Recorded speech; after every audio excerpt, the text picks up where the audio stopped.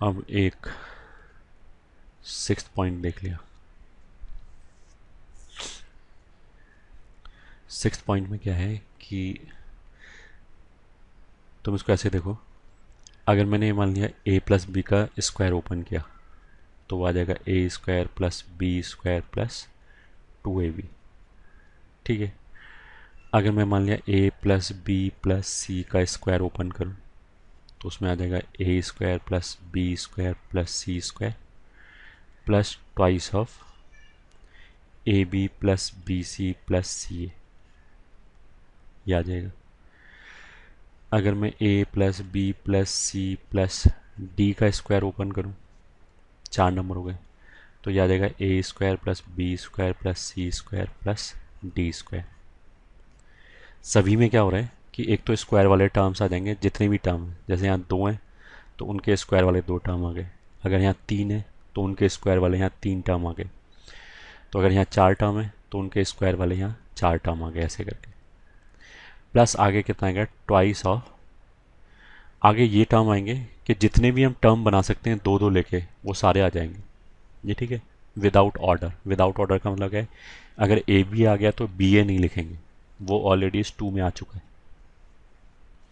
तो अब कितने टर्म्स आ जाएंगे उनको देखने के लिए ऐसे देखो, ए के साथ बी आ जाएगा, ए के साथ सी आ जाएगा, ए के साथ डी आ जाएगा। ठीक है। तो वो तो आ गया A B plus A C plus A D. ऐसा होने के बाद ए ख़त्म। फिर हमने बी की तरफ से देखा, बी के साथ ए आ जाएगा, उल्टा नहीं गए ऐसे, क्योंकि वो तो ऑलरेडी आ चुका है, ए भी आ चुका है, आगे ही गए हमेशा। तो बी के साथ सी आ जाएगा, बी के साथ डी आ जाएगा।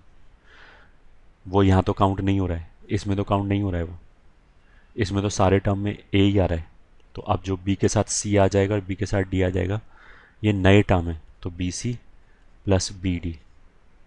ये ठीक है। ऐसा करके बी वी अब ख़त्म हो गया। फिर हम और आ गए, सी के साथ डी आ जाएगा, उल्टा नहीं जाने, सी के साथ बी नहीं लिया क्योंकि बी सी ऑलरेडी आ चुका है, तो सी के साथ डी आ जाएगा, तो प्लस सी डी और आ गया। तो ये फॉर्मूला हो जाएगा।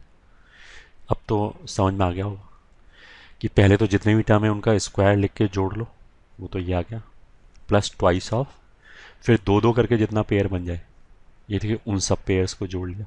उसमें ऑर्डर नहीं आएगा, मतलब ए बी और बी ए नहीं लिखेंगे अलग अलग, केवल ए बी लिखा। ये ठीक है। इसको हम क्या बोलेंगे, इसको हम अगर लैंग्वेज में बोलना चाहें तो क्या बोलेंगे, जैसे ए बी सी डी अगर 4 टर्म है तो ये तो सम ऑफ स्क्वायर है। अच्छा, there is a difference between sum of squares और अगर हम बोलें स्क्वायर ऑफ सम, दोनों में अंतर है। अगर हम इन्हीं 4 की बात करें, ए बी सी डी की बात करें, तो स्क्वायर ऑफ सम का मतलब क्या है कि सम का स्क्वायर, तो मतलब sum A plus B plus C plus D ये हो गया, इसका स्क्वायर, तो वो तो ये हो गया।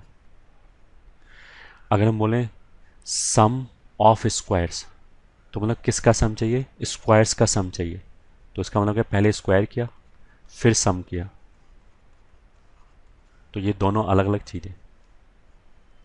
तो ये जो फॉर्मूला लिखा है, इसके हिसाब से लेफ्ट हैंड साइड क्या लिखा है, ये लिखा है स्क्वायर ऑफ सम, मतलब पहले सम किया फिर उसका स्क्वायर किया। राइट हैंड साइड पे ये जो लिखा है, ये क्या लिखा है, ये लिखा है सम ऑफ स्क्वायर्स। ठीक है, ये हो गया। इसको कैसे बोलेंगे, दिस इज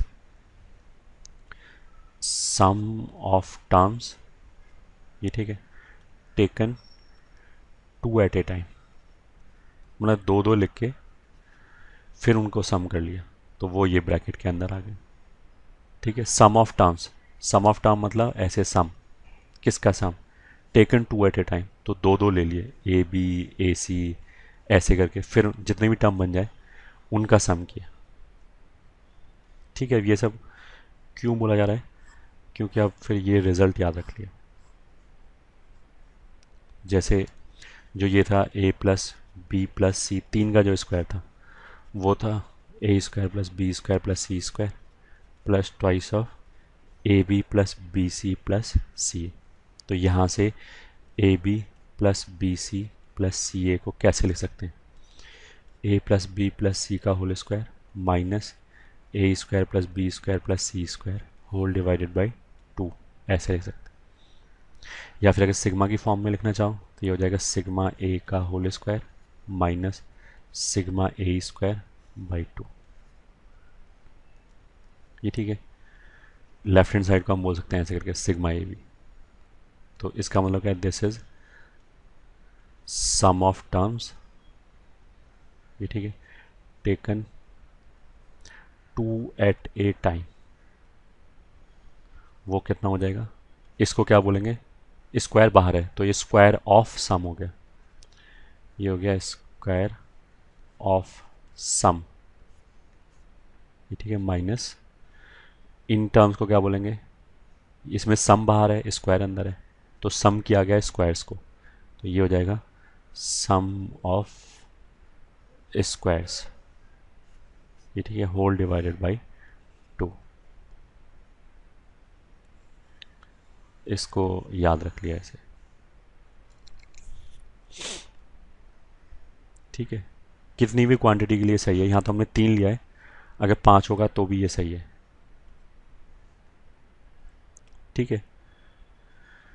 तो इसके बेसिस पे मान लिया मैंने क्वेश्चन पूछा तुमसे कि फाइंड सम ऑफ, ये ठीक है, product of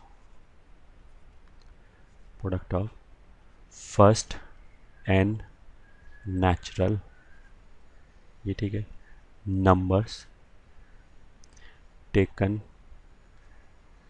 2 at a time.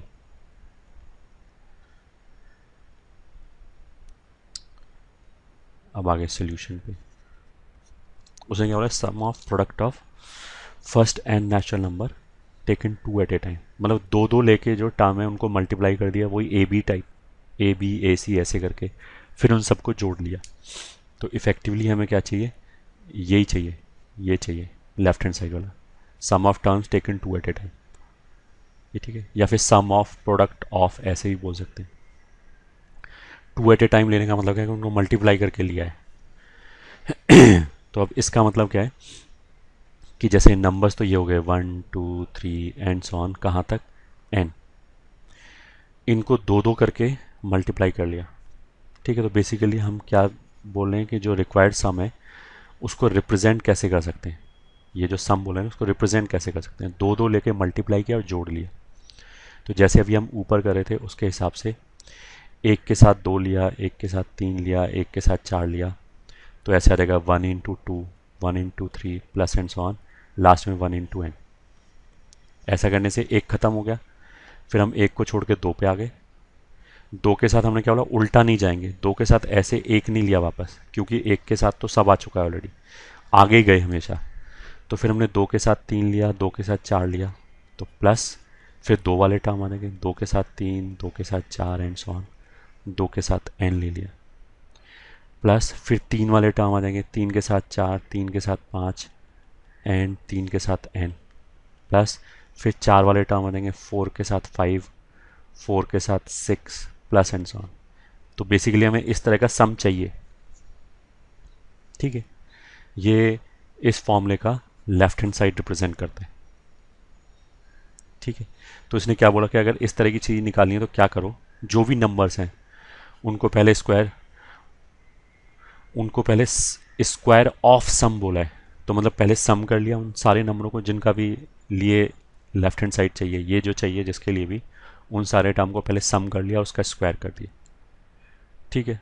तो उसका मतलब क्या है कि उस फॉर्मूले के हिसाब से this will be equals to, पहले हमने सम कर दिया तो 1 plus 2 plus 3 plus up till n तक ये सम आ गया, और इसका स्क्वायर कर दिया, फिर माइनस, फिर ये दूसरा टर्म क्या लिखा है, सम ऑफ स्क्वायर्स, तो इसमें पहले हमने स्क्वायर किए नंबरों के, जैसे 1 स्क्वायर 2 स्क्वायर 3 स्क्वायर, फिर उनको जोड़ दिया, तो यहाँ से आ जाएगा 1 square plus 2 square plus 3 square up till n square तक, फिर उनको जोड़ दिया और पूरे को 2 से डिवाइड कर दिया। ये चाहिए बेसिकली, ठीक है। वैसे भी फॉर्मूला छोड़ो, तुम ऐसे ही दिख रहा है कि अगर मैंने इस वाले ब्रैकेट को ओपन किया तो इसमें सारे स्क्वायर तो आ ही जाएंगे, प्लस 2ab टाइप टर्म हो रहेगा, जैसे अगर a प्लस बी के स्क्वायर को ओपन करोगे तो a square plus B square तो आ ही जाएगा, वो तो इनके साथ कैंसिल हो जाएगा, और एक जो 2ab टाइप जो टर्म आएगा वो बच जाएंगे। उसको फिर बाई 2 कर दिया तो 2 भी चला गया, तो ए बी टाइप टर्म बच गए। तो ए बी टाइप टर्म बच गए तो sum of product of first and natural number taken 2 at a time, ये बन जाएगा। इसको अगर मैं सिग्मा नोटेशन में लिखना चाहूँ तो फर्स्ट टर्म तो लिखा हुआ है sigma R, R is equal to 1 से n तक इसका स्क्वायर, माइनस दूसरा टर्म लिखा हुआ है sigma R square, R is equal to 1 से n तक होल डिवाइडेड बाई 2। इनके फॉर्मूले में आते हैं शायद, तो सिग्मा आर का फॉर्मूला हो जाएगा n into N plus one by 2। ये ठीक है, ये तो फॉर्मूले की वजह से आ गया, फिर एक बाहर स्क्वायर लिखा है तो वो हमने लिख दिया, माइनस इसमें फॉर्मूला क्या आ जाएगा n into N plus one into 2n plus one divided by 6 whole divided by 2। ये आ गया, एक तो यही आंसर आ गया। दूसरा हम ऐसे ही बोलते हैं, थोड़ा बहुत सिंप्लीफाई कर लिया, n into N plus one by 2 और एक यहाँ से, ये तो स्क्वायर है तो दो टर्म है, तो दोनों जगह से n into N plus one by 2 इतना कॉमन निकाल सकते हैं। कॉमन निकालोगे तो यहाँ कितना बचेगा, यहाँ बचेगा n into N plus one by 2, और यहाँ कितना बचेगा, यहाँ बचेगा 2n प्लस वन बाई 3, क्योंकि 2 तो इसमें से कॉमन निकाल दी, ये बचा whole divided by 2। LCM LCM मिल गया n into N plus one by, इसको और इसको तो मिला ही सकते हैं 4, एलसीएम लिया तो यहाँ जाएगा 3n square plus n minus 2n plus one whole divided by 6। ये हो गया, this is n into N plus one divided by 4, bracket में कितना आ जाएगा 3n स्क्वायर, फिर प्लस 3n माइनस 4n तो माइनस n, और एक ये माइनस 2 अपॉन 6, तो this is n plus one into, इसमें ऐसे ही दिख रहा है कि ये 1 2 और 3 लिखा हुआ है, तो उसका मतलब है कि इसका एक फैक्टर n माइनस वन हो जाएगा। n is equal to one रखोगे तो ये जीरो होता है, तो n माइनस वन एक फैक्टर होना चाहिए। तो इसको देख के और इसको देख के दूसरा फैक्टर क्या हो जाएगा 3n प्लस 2, क्योंकि जब 3n इस n से मल्टीप्लाई होगा तभी ये बन सकता है, और माइनस 2 कैसे बनेगा जब ये माइनस वन 2 से मल्टीप्लाई होगा, तो होल डिवाइडेड बाई 6 इंटू 4 कितना हो गया 24। तो जो उसने बोला था ना क्वेश्चन में, क्या बोला था finally, sum of product of first and natural numbers taken 2 at a time, तो वो सम ऑफ प्रोडक्ट ये आ गया, ये ठीक है, यही हमारा रिक्वायर्ड आंसर हो गया। ठीक है।